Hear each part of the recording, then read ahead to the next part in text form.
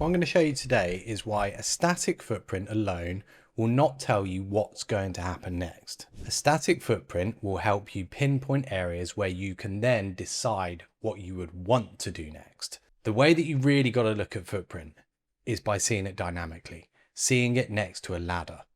This helps you understand better what's going on the ladder, and it helps you understand when you should be executing a trade. This is what we're going to cover today. We cover loads of other footprint types of strategies, order flow strategies, profile strategies, etc.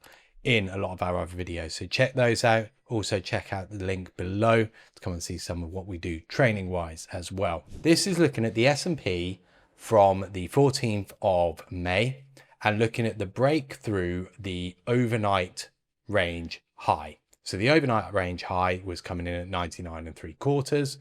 The idea of this trade is break the high, continuation through all-time highs, and we're looking for further continuation therefore. So let's go and have a little look at it. This is what the footprint was looking like as we got up to that point.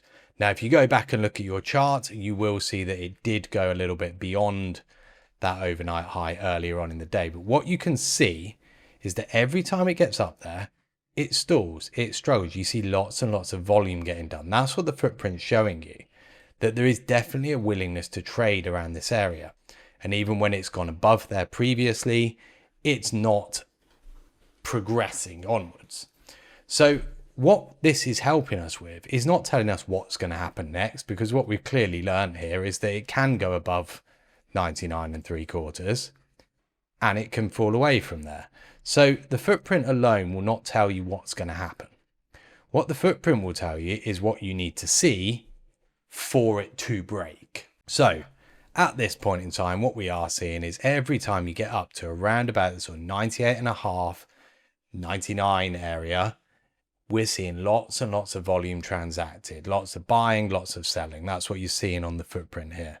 So selling into the bid is the red, buying into the offer is the green. That's not particularly helpful, apart from illustrating what has happened. So what I'm going to show you now is combining it with the price ladder. So what we've got here, I'm using ATAS for their replay. Just now is that we've gone back up to 99 3/4, more and more volume. We've seen buying into the offer. We've seen people getting their bids in, but then still getting hit back. So what we've got to think here is the footprint's not going to tell me what's going to happen, because the footprint will tell you what has just happened. What we're interested in here is what are you going to do?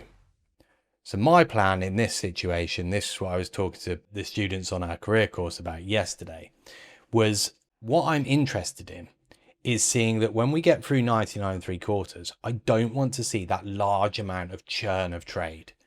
I want to see it push through there and then start trading above. So start trading around, 00, 01, 02. That's the bit of info that I want, because when I get that, then I can start to get long and look for that steady continuation higher. So let's go and have a little look at what that looks like in practice. Now, when you put it with a price ladder, this becomes a lot cleaner. So now what we're interested in, I can watch this and I'm already planning. I want to be long here. I don't want to be short. What I can do is I can use this area as a bit of support, because this is where the sort of peaks have been on little rotations. So we've rotated up to around 96.5 before moving higher. So now, as we start to trade 99 3/4, this is the bit that I want to see that lack of large amounts of volume being done. I want to see it then just start to drive through this area. So there we go. We see it again just here. Still starting to put in a fair bit of volume. So it's not great, and it's got a distinct similarity to what it was doing previously. This isn't good. But what it is telling you is that with this build up of positioning here, at some point this is going to break, right? So either the sellers are going to be right and the market will then come back off. The people who've been buying effectively fail to get the move they want and they're now trapped. Or the people selling can't continue to hold it down, and then the buyers can take control and the market can move higher. So that's what you want. You see that little push through? That's good news. That's exactly what we want to see. We've seen this push through. Now I want to see, can we stay above 99 3/4, which at this point in time, it does start to look like we can. You watch the ladder and you start to see that it's not backing off again. We're not seeing it trading down here where all the volume is. Instead, we're seeing it start to trade consistently at 00. This is good news. So now I have that information for the footprint that this is what I didn't want to see. What I did want to see was movement through there without that two-way trade. I've got that now. So now I can have the confidence that this market is going to progress on. We are going to see continuation higher.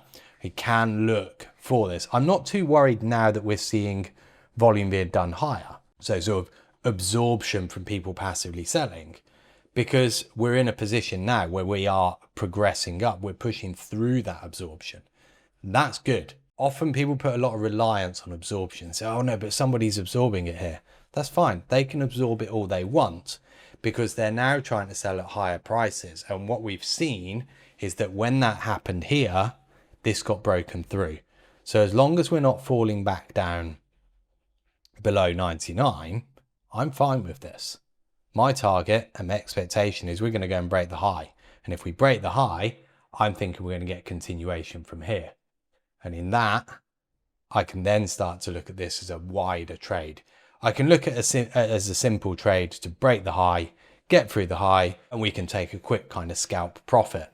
But equally, now, anything that comes back down here is probably quite a good buy.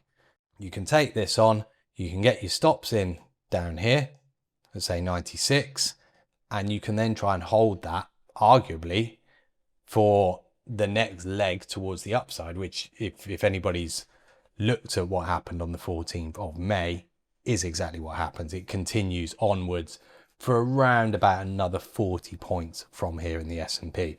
Obviously, I'm not going to show you that. It'll take a fair bit of time. But structurally, we're in the right place now. You've broken through that area of stickiness where the absorption's happening. And in doing so, you've used the footprint to show you what you need to see, essentially what you don't want to see, and then what you do want to see, which is what's happened here. And now we're in a good place.